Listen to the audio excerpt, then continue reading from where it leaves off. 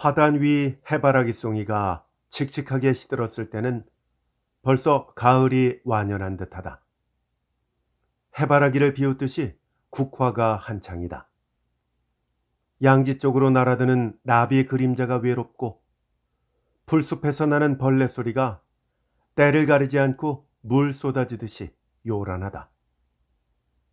아침이나 낮이나 밤이나 그 어느 때를 가릴까? 사람의 오장육부를 갈갈이 찢으려는 심산인 듯하다. 에라에게는 가을처럼 두려운 시절이 없고 벌레 소리처럼 무서운 것이 없다.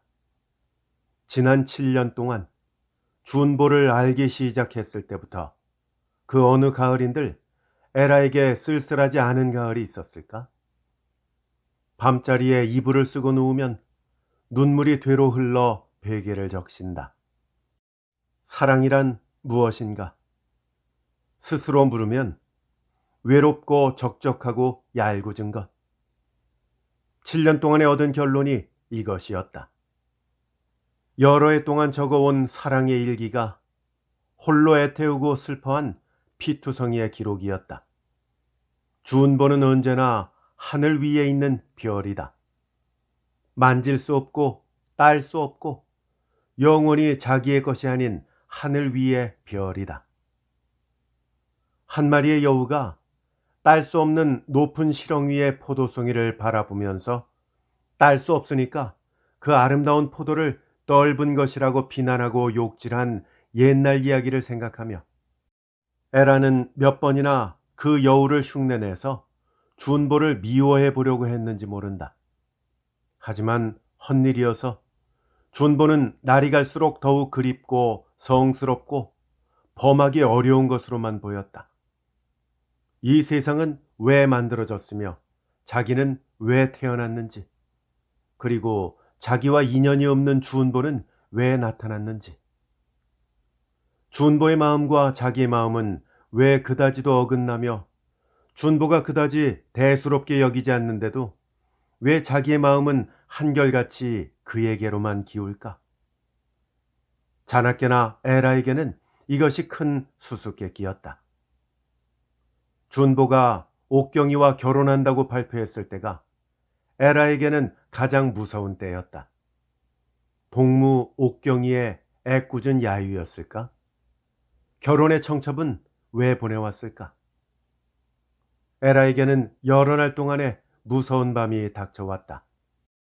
자기의 패배가 무엇이 원인인지를 생각하면서 자기의 육체를 저주하고 얼굴을 비춰주는 거울을 깨트려 버렸다. 7년 동안의 불행을 실어온다는 거울을 깨트려 버리고는 어두운 방 안에서 죽음을 생각했다. 몸이 덥고 가슴이 답답하고 불냄새가 흘러오면서 세상이 금세 부서지는 듯했다. 그 괴로운 죽음의 환영에서 벗어나는 데는 일주일이 넘게 걸렸다. 준보를 얼마나 미워하고 옥경이를 얼마나 저주했을까.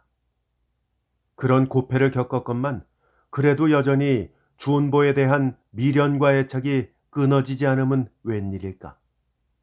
준보는 자기를 위해 태어난 단 한 사람일까? 전세에서부터 미래까지 자기가 찾는 사람은 단 한 사람 준보라는 지목을 받아온 것일까? 너무도 고전적인 자기의 사랑에 애라는 실증이 나면서도 한편 여전히 그 사랑에 매어가는 스스로의 감정을 어쩔 수 없었다. 준보 이외에 그녀의 영혼을 한꺼번에 끌어당길 사람은 그녀의 앞에 또다시 나타날 성 싶지 않았고 그런 추잡한 생각을 하는 것부터가 싫었다. 준보는 무슨 일이 있었던 간에 그녀에게는 영원한 꿈이요 먼 나라이다. 준보의 아름다운 환영을 가슴속에 간직하면서 평생을 지내겠다고 마음먹었을 때 에라에게는 절망의 속에서도 한 줄기 희망이 솟아올랐다. 일르는 말 충고는 안 듣고 언제까지 어쩌자는 심사냐? 늙어 빠질 때까지 사람이 홀몸으로 지낼 수 있을 줄 아나 보다. 어머니는 이렇게 오래전부터 혼인 말을 되풀이하고는 딸의 마음을 야속히 여기고 때때로 보챈다. 그러나 에라는 자기 방에 묻힌 채 책을 읽거나 무료해지면 염소를 끌고 풀밭으로 나간다. 고요한 마음의 생활을 보내며 준보의 동정을 들으면서 가을을 보내고 또 다른 가을을 맞이해 왔다. 며칠 전 준보에게서 편지를 받고 에라는 가라앉았던 가슴이 다시 설레기 시작하고 마음의 상처가 다시 살아났다. 준보 부부가 별안간 음악 수업차로 미주로 떠나게 되었다는 것이요. 그들의 송별잔치를 동무들이 준비한 것이었다. 인쇄 되어 있는 청첩에 준보는 기어이 출석해달라는 뜻을 따로 적어서 보냈던 것이다. 처음 듣는 소식에 에라는 놀라며 곧 옷을 차리고 나섰다가 다시 반성하고 머뭇거려도 보았으나 결국엔 참석하기로 했다. 오후의 호텔은 고요하면서도 그 어딘지 인기척을 감추고 숫덜스러운 기색을 보이고 있었다. 손님들의 자태는 그리 보이지 않건만 잔치를 준비하는 중인지 보이들이 오락가락하는 모양이 눈에 삼삼거린다. 복도에 들어가서 바른편 객실을 기웃거렸을 때 모임에 참석하는 사람들인 듯한 네다섯 명이 웅얼거리고들 앉았다. 낯선 속에 어울리기도 겸연쩍어서 에라는 복도를 거쳐 왼편 객실로 들어갔다. 카운터에서 한 사람이 계산에 열중하고 있을 뿐 객실은 고요하다. 에라는 차 한 잔을 주문하고 나서 창 가까이 자리를 잡았다. 창밖엔 조그만 뜰이 있어서 몇 포기의 깨끗한 백양나무가 여름 한철 깊은 그늘 속에서 이슬을 뿜고 있던 것이 이 역시 어느덧 가을을 맞아 차차 병들어가는 잎들이 바람도 없건만 애잔하게 흔들리고 있다. 가을은 어느 구석에든지 숨어드는구나. 여기도 밤에는 벌레 소리가 얼마나 요란할까. 이렇게 생각하면서 찻잔을 들려고 할 때 공교롭게도 문득 눈앞에 나타난 것이 준보였다. 그날 모임의 주빈답게 검은 예복으로 단장한 그의 자태가 그 어느 때보다도 신선하게 눈을 끌었다. 그렇게 가깝게 면대하기는 오래간만이었다. 언제든지 그의 앞이 어렵고 스스럽고 부끄러운 에라였다. 가슴이 두근거리면서 고개를 숙여버렸다. 진작 만나 뵙고 여러 가지 얘기하려던 것이 급작스럽게 떠나게 돼서 이제야 기회를 얻었습니다. 옥경이의 희망도 있고 해서 별안간 미주행을 계획한 것인데 한 1년 지내고 내년 가을에는 구라파로 건너갈 작정입니다.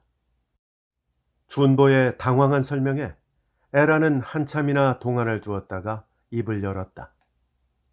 그러실 줄 알았죠. 별일 없으시면서도 떠나신다니까 섭섭해요. 어디를 가시든지 편안하셔야죠. 두 분의 행복을 비는 것이 이제는 제 행복이 됐어요. 행복이고 불행이고 간에 어쩔 수 없이 그것만이 밟아야 할 길이 된 것을요. 다음 말까지에는 또 한참이나 동안이 뜬다. 남의 집 창밖에 서서 안을 기웃거리는 가난한 마음을 짐작하실 수 있으세요? 안에는 따뜻한 불이 피고 평화와 단란이 있죠. 밖에 서 있는 마음은 춥고 떨리고. 준보가 그에 대한 대답을 하는데 다시 한참이 걸린다.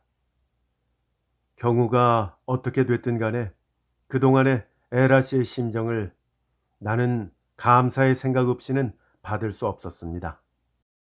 저는 7년 동안의 변함없는 정성을 받을 만한 사내가 아닌걸요. 감사란 말처럼 싫은 말은 없어요.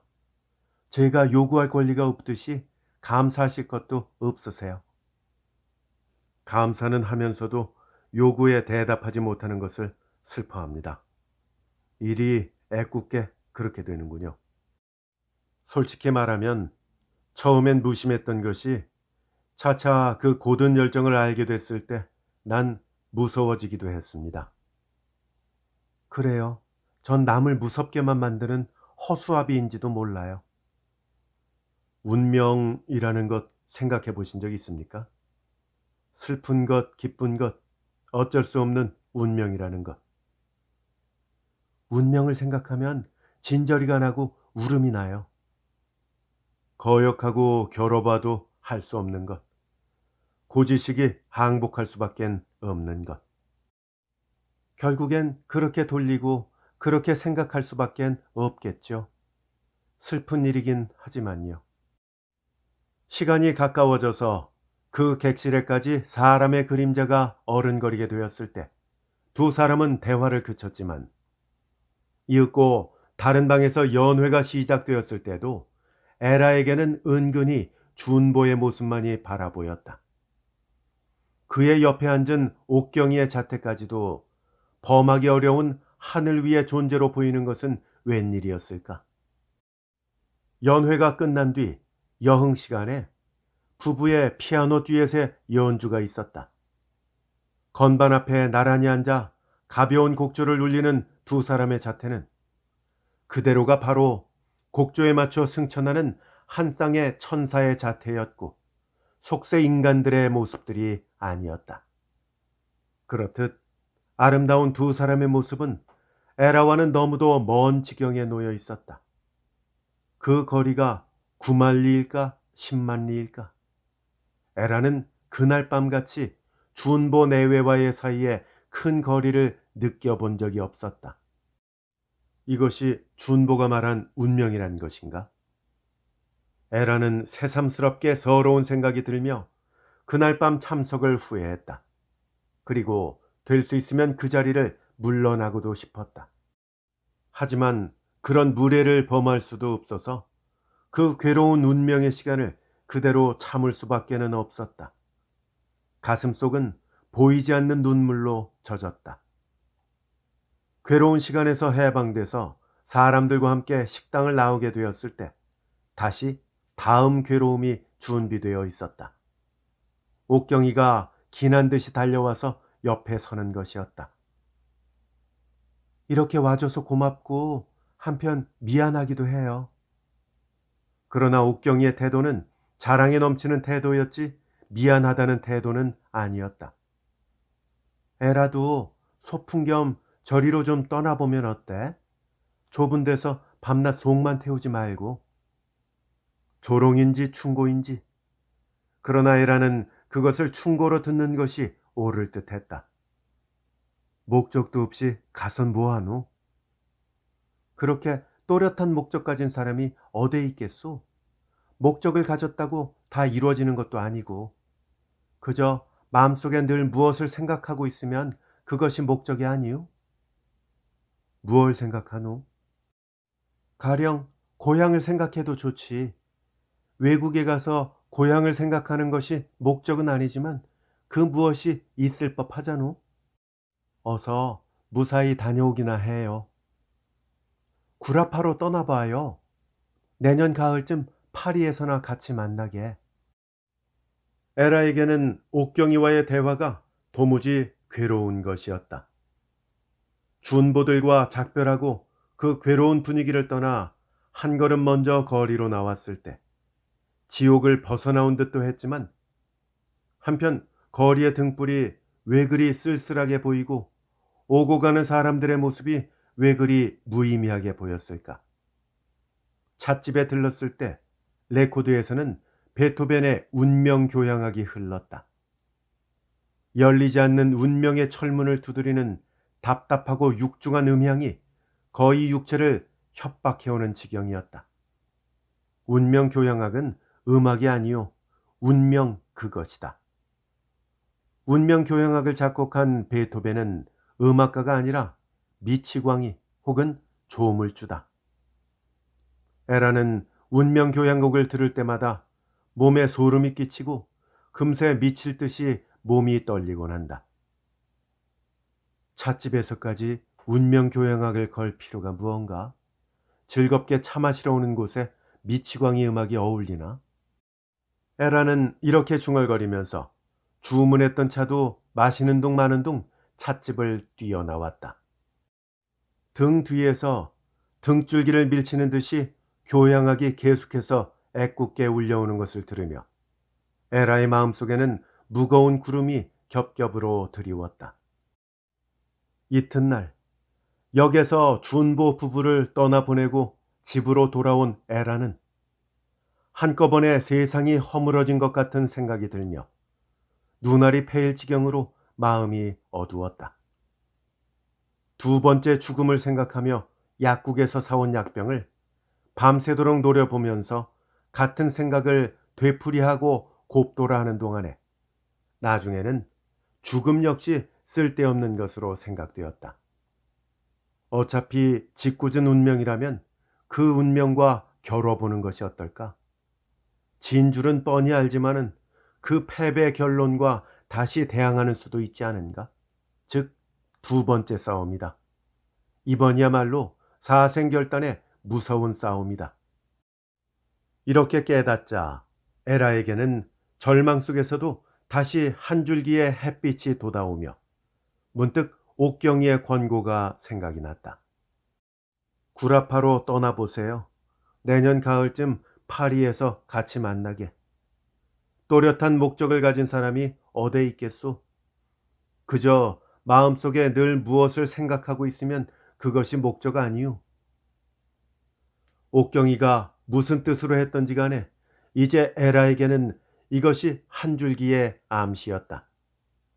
에라는 머릿속에 가보지 못한 외국을 상상하면서 책실형에서 한 권의 책을 뽑아 기행문의 구절구절을 마음속으로 외워보는 것이었다. 10월을 잡아들면 파리는 벌써 아주 겨울 기분이 돈다. 나뭇잎새는 죄다 떨어지고 안개 끼는 날이 점점 들어가서 그 안개 속을 사람의 그림자가 어렴풋하게 거무스름하게 움직이게 된다. 이런 구절이었다. 그 사람의 그림자를 마치 자기 그림자인 것처럼 상상하고 그 파리의 한 구석에서 준보를 만나게 될 것을 생각하면서 기행문의 구절구절을 아껴가면서 2번 읽고 다시 되풀이하였다. 그날부터 에라에게는 또렷한 구체적인 성산, 즉 가능성도 없으면서 다시 먼 곳을 꿈꾸는 버릇이 시작되었다. 외국의 풍경을 상상하고 준보의 뒷일을 궁금히 여기면서 그러나 기실 하루하루가 더욱 쓸쓸하고 적막해갈 뿐이었다. 외로운 꿈에서 깨어서는 개처럼 방속에서 나와서 뜰에 맨 흰 염소를 데리고 집 앞 풀밭을 거닌다. 턱에다가 불룩하게 수염을 붙인 흰 염소는 그 용모만으로도 벌써 이 세상에 쓸쓸하게 태어난 나그네다. 초점 없는 흐릿한 시선을 풀밭에 던지면서 그 어느 낯선 나라에서 이 세상에 잘못 온 듯이 쓸쓸하게 운다. 울면서 풀을 먹고 풀에 지치면 종이를 좋아한다. 그 애잔한 자태에 에라는 자기 자신의 모양을 비춰보고 운명을 생각하면서 종이를 먹인다. 잡지 한 권이면 여러 날 동안 먹는다. 백지를 먹을 뿐 아니라 인쇄된 글자까지를 모두 먹는다. 소설을 먹고 시를 먹는다. 잡지 대신에 에라는 하루는 묵은 일기장을 뜯어서 먹이기 시작했다. 7년 동안의 사랑의 일기. 지금은 이제 쓸모없는 운명의 일기. 그 두터운 7권의 일기장을 모조리 찢어서 염소의 뱃속에 장사 지내기 시작했던 것이다. 흰 염소는 애잔한 목소리로 새침하게 울면서 주인의 운명을, 슬픈 역사를 싫어하지 않고 꾸역꾸역 먹는다. 염소 배가 불러지면 주인은 염소를 몰고 풀밭을 떠나 강가로 나간다. 물을 먹이면서 주인은 흰돌 위에 서서 물소리 속에 흘러간 지난 날을 차례차례로 비춰본다. 해가 꼬박져서 집으로 돌아오면 다시 개처럼 꿈의 보금자리인 방으로 기어든다. 방 안에서는 가을 화단이 하늘같이 맑게, 그러나 쓸쓸하게 내다 보인다. 해바라기 송이가 칙칙하게 시들고 국화가 한창이다. 양지 쪽으로 날아드는 나비의 그림자가 외롭고 풀숲에서 나는 벌레 소리가 때를 가리지 않고 물 쏟아지듯이 요란하다.